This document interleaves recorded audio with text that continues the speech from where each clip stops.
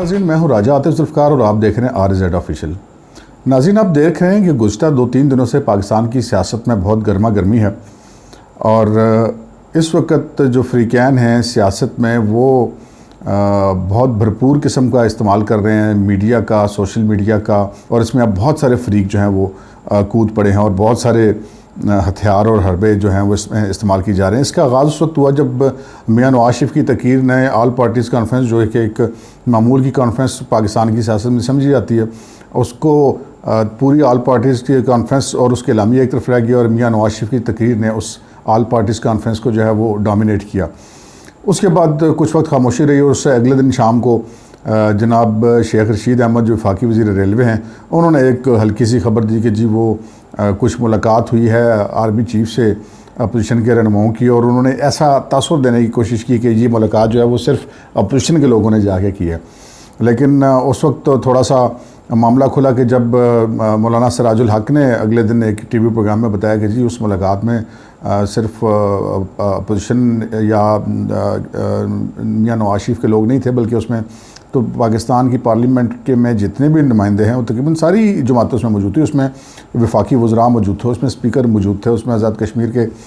जो हैं वो वज़ीर आज़म मौजूद थे, उसमें मुस्लिम लीग नून के लोग मौजूद थे, उसमें पीपल्स पार्टी के लोग मौजूद थे, उसमें मौलाना फजल रहमान के साहबजादे मौजूद थे, उसमें जमात इस्लामी के अमीर सिराजुल हक मौजूद थे, इसमें स्पीकर कौमी असम्बली असद कैसर मौजूद थे। तो वो एक रूटीन की एक जो खाने पे इनवाइट किया था आर्मी चीफ ने तमाम पार्लिमानी पार्टियों को, और उसमें जो मौजू बहस था वो गिलगित बल्तिस्तान की जो आइनी पोजीशन है उसको डिक्लेयर करना है। इंतज़ामी तौर पर तो उसको सूबा बना दिया गया था कुछ साल पहले, लेकिन आइनी तौर पर अभी ये काम बाकी, तो इस हवाले से बात की गई। और मौलाना सिराजुल हक ने बताया कि जब आर्मी चीफ से उन्होंने भी और शहरी रहमान ने भी ये पूछा कि ये सारे लोग मौजूद हैं लेकिन वज़ीर आज़म दिखाई नहीं दे रहे, तो जिस पे आर्मी चीफ साहब ने ये कहा कि जी वो भी इन्वाइटेड थे लेकिन अब वो नहीं आ सके, और उन्होंने एक लाइट से मूड में ये भी कहा कि बकौल मौलाना सिराजुल हक कि ये कॉन्फ्रेंस तो वज़ीर-ए-आज़म को ही बुलानी चाहिए थी, लेकिन चलो वो नहीं है तो मैं बुला रहा हूँ। तो जब ये मामला थोड़ा सा खुला तो उसके बाद फिर लड़ाई का एक और जो है वो रुख सामने आ गया, और सैयद तलत हुसैन जो बड़े सीनियर साफ़ी और एंकर पर्सन हैं, उन्होंने खबर लीक की कि नवाज़ शरीफ के नुमाइंदे ने मुलाकात की आर्मी चीफ से, और उसके बाद वहाँ पे उनके जो मामलात नहीं तय हुए या बकौल सैयद तलत हुसैन के कि उन्होंने ये कहा कि मियां नवाज़ शरीफ का पैगाम पहुंचाया आर्मी चीफ को कि जी वो अब उनको बहुत ज़्यादा दीवार से लगा दिए गए उन्होंने उनकी जमात को, और अब वो दोबारा मैदान में आएंगे और वो खामोश नहीं बैठ सके, और उसके बाद ये फ़ैसला हुआ कि वो तकरीर करेंगे। DG ISPR ने भी एक स्टेटमेंट जारी किया और उन्होंने कहा, उस नुमाइंदे का जो नाम था वो सैयद तलत हुसैन ने तो डिस्क्लोज़ नहीं किया, लेकिन DG ISPR ने उनका नाम डिस्क्लोज़ किया। वो साबिक़ गवर्नर सिंध और मुस्लिम लीग नून के जो रहनुमा हैं मोहम्मद ज़ुबैर, वो उनकी 2 दफ़ा उन्होंने बताया कि मुलाकात हुई और उसमें सियासी मामलात पर भी गुफ्तगू हुई, लेकिन उसमें उन्होंने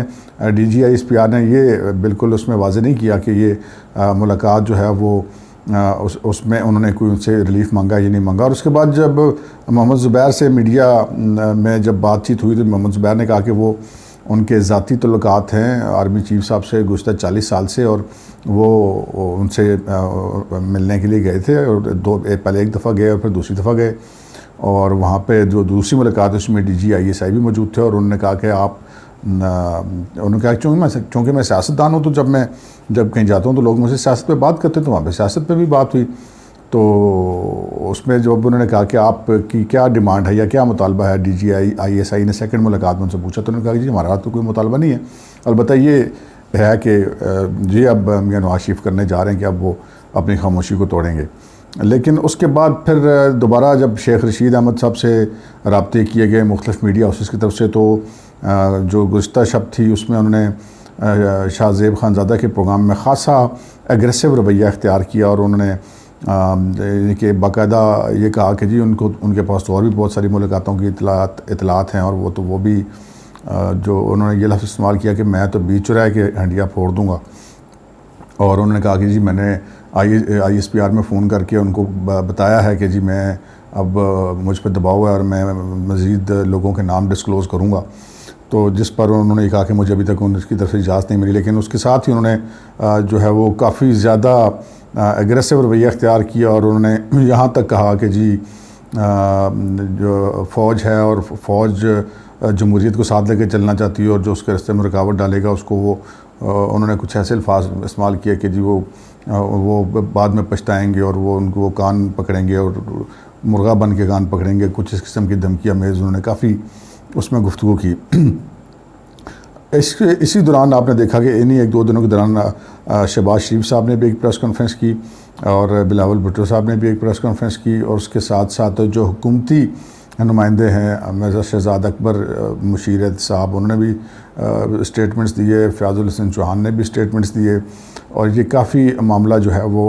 आगे गर्मा गर्मी की तरफ जाता हुआ दिखाई दिया। दूसरी तरफ मरीम नवाज शरीफ की जो पेशी थी कल इस्लामाबाद हाई कोर्ट में, जब वो वहाँ पर गई तो वहाँ पर जो उन्होंने गुफ्तगू की उसने एकदम से जो है वो फिर जो सियासत का रुख बदल दिया, और उन्होंने उस मुलाकात जो पार्लिमानी लीडर्स की मुलाकात हुई थी आर्मी चीफ से और DGI-SI से, उससे लातल्की का इज़हार कर दिया। और उन्होंने कहा कि जी जब उनसे पूछा गया कि मियां नवाज शरीफ केल में था कि ये उनके नुमाइंदे जाके उनसे मिले, उन्होंने कहा जी पहली बात तो ये कि मियां नवाज शरीफ की नुमाइंदगी वो नहीं कर रहे थे, वो अपने तौर पे गए थे, उनको बुलाया गया था और वो गए होंगे, लेकिन मेरे इल्म में ये बात नहीं है कि वो गए हैं या नहीं गए हैं, और गए हैं तो क्यों गए हैं। उनसे जब शहबाज शरीफ साहब के बारे में ये सवाल किया गया कि जी वो लोग कह रहे हैं कि आप शहबाज शरीफ साहब कॉर्नर हो रहे हैं और आप आगे आने, तो उन्होंने कहा कि नहीं जी वो तो मेरे चचा हैं और आज उनकी सालगिरह भी है, और वो जो है वो उनको सालगिरह की मुबारकबाद भी दी, और उन्होंने कहा कि वो अपने एक फर्माबरदार भाई भी हैं अपने बड़े भाई के। इसके बाद नाज़रीन फिर ये दोबारा मामला गर्म हुआ और मामला अब यहाँ तक आ गया है कि शेख रशीद अहमद साहब जो हैं वो फ्रंट पे नज़र आ रहे हैं,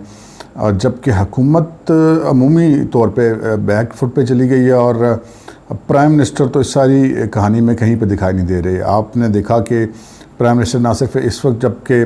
नवाज शरीफ की तकरीर हुई और फ़ौज को बहुत ज़्यादा हदफ तनकीद बनाया जा रहा है मुख्तलिफ़ हल्कों की तरफ से, मुस्लिम लीग नून की तरफ से, अपोजिशन की तरफ से, तो प्राइम मिनिस्टर क्या इस सारे सीन में आपको कहीं दिखाई नहीं दे रहे और वो पीछे हैं, जबकि शेख रशीद अहमद फ्रंट पर आकर जो है वो नुमाइंदगी करते नज़र आ रहे हैं इस्टेब्लिशमेंट की। अब ये तो इस्टेब्लिशमेंट को पता होगा कि वो शेख रशीद अहमद साहब उनके कहने पर ऐसा कर रहे हैं क्योंकि उनको तो ऐसी ज़रूरत नहीं है, उनके पास तो बाकायदा अपने इदारे ऐसे मौजूद हैं कि वो शेख रशीद ऐसे क्यों करें। लेकिन यहाँ पे एक चीज़ ये भी देखने वाली है कि शेख रशीद अहमद साहब जो बतौर वज़ीर आज़म अपनी CV जो है वो हमेशा बड़ी तैयारी में रखते हैं, और अभी लगता है कि फिर उन्होंने वो पंजाबी में कहते हैं कि टाकी शाकी मार ली अपनी CV पर, नज़र तो ऐसे ही आ रहा है। और वो मुझे याद है कि जब भी वो इलेक्शन एक ख़त्म होता था और जब उनसे पूछता जाए कि आप कौन सी वजारत ले रहे हैं, तो वो उनका हमेशा ये जवाब होता है जी आप तो प्राइम मिनिस्टर की बात करें, अब वजारतों ज़रूरतों से तो मैं आगे निकल गया हूँ। और अक्सर औक़ात और जब भी वज़ीर-ए-आज़म का इलेक्शन होता है, किसी भी इलेक्शन के बाद वज़ीर-ए-आज़म का इंतखाब करती असम्बली, तो उससे पहले उनका एक स्टेटमेंट हमेशा आया करता है कि जी मैं जी वज़ीर-ए-आज़म का उम्मीदवार नहीं हूँ। तो बेसिकली वो अपनी तरफ तवज्जो दिला रहे होते हैं, और अभी फिर जिस तरह वो एग्रेसिवली आगे चल रहे हैं और बहुत ज़्यादा जो है वो इस्टेब्लिशमेंट की नुमाइंदगी कर रहे हैं, उससे लगता ही है कि वो वज़ीर-ए-आज़म के उम्मीदवार ही अपने आप को समझ रहे हैं।